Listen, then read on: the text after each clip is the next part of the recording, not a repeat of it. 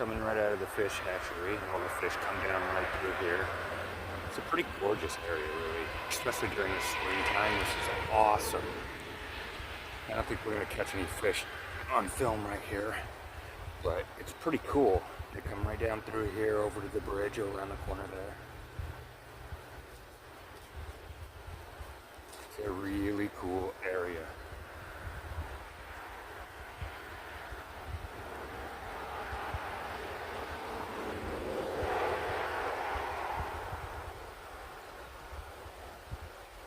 Right up to the fish hatchery.